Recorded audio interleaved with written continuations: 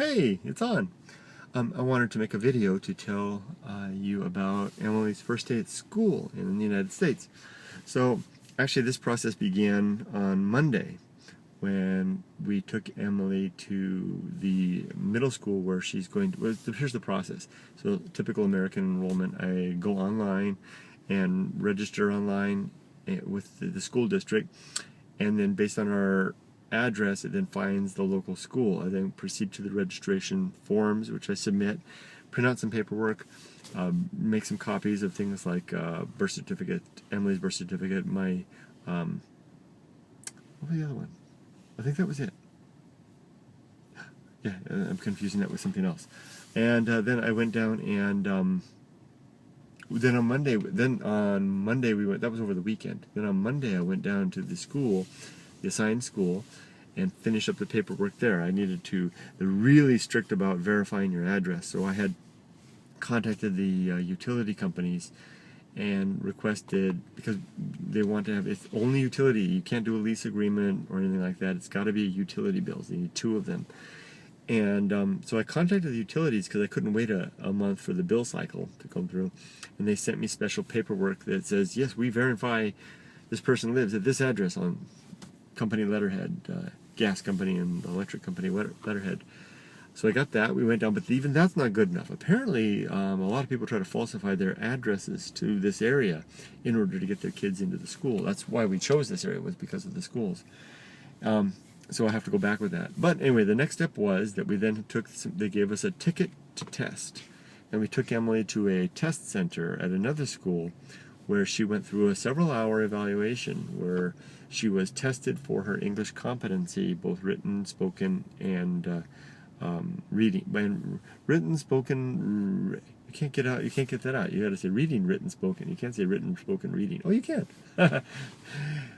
Anyway, we were really pleased with the results of that. It turned out there was two opportunities, 2 chances there. There were a grade level of five levels that she could achieve there.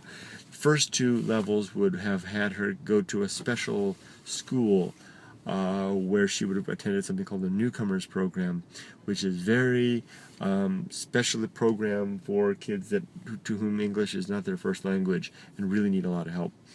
From 3, 4, 5 rating, she can go to what's called a sheltered language program, and she can attend her neighborhood school in that case. And that's what we were really hoping for, so that she could be in the same environment with the students, her peers, that she would then progress through, because she's going to be starting in middle school, progress to high school with the same kids.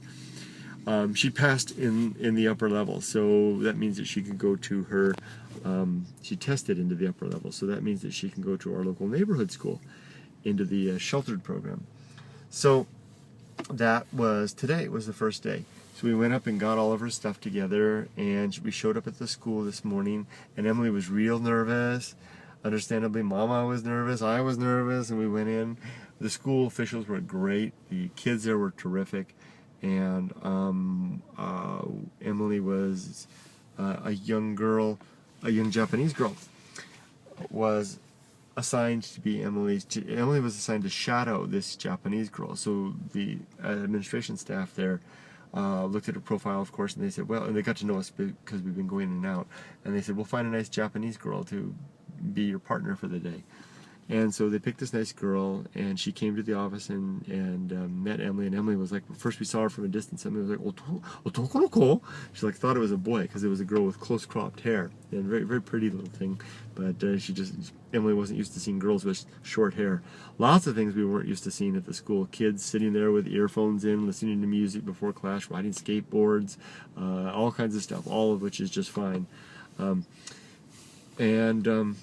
So Emily spent the whole day, Mama had made her lunch, Emily spent the whole day with that girl, and when we arrived to pick her up at 3 o'clock, I spotted Emily out front with a group of girls, and I think she saw us, but she wanted to spend some more time with those girls, so she kind of disappeared into the group, and Yumiko and I went to the office and spoke some more with the administrator there. We got her schedule, 7 classes, her homeroom class, all that kind of stuff. And one of the things that Emily's going to have to get used to is the way that in Japan you have one room and the teachers change, whereas in America you have you go to a different room typically for each class, and you will have assigned homeroom. So she's got that.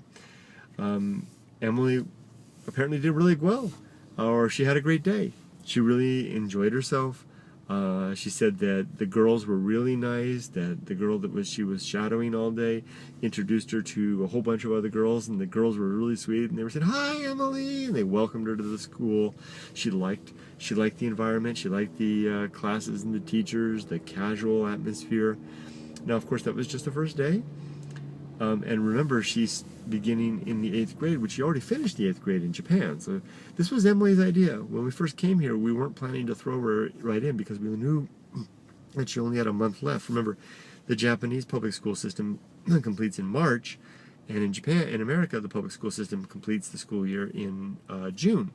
So it's start of May right now, middle of June. So she's got roughly a month, little more than a month of this. But when Emily got here, even before she got here, she said, we even had some fun, activity programs to sign her up for. But she said, no, Mommy and Daddy, what I really want to do is go to school. I want to study English. So we talked to the school administrators. They called downtown. They all agreed, yeah, get her started, especially if she wants to. And so thus it begins. And the administrator said, this is really good timing because Emily, this is just a fun time. The school is winding down. The serious academics are winding down. Now it's just fun stuff leading up to the end of the year, including graduation. I don't know if she'll go through graduation. She might. That'll be fun. 2 graduations. Oh, and there's an open house this week. We're going to go to the open house and see that as well. And then we're going to, what's that guy doing? And then we're going to, what are we going to do after that? Oh, that's it. I was afraid that guy thought I was filming him. I'm not. I'm filming me. I don't like people to think I'm filming them because I try to avoid that. Because one of my weaknesses as a Japan vlogger was that I didn't show people enough of the personal side of Japan because I didn't like making people uncomfy. So anyway, speaking of comfy, uncomfy, Emily seems to be quite comfy with her new setup and going to school in America. So I'm happy about that. So that's the news from not Lake Wobegon, and I'll sign off for now, and we'll see what happens. More to come, I think. Take care, everybody. Bye-bye.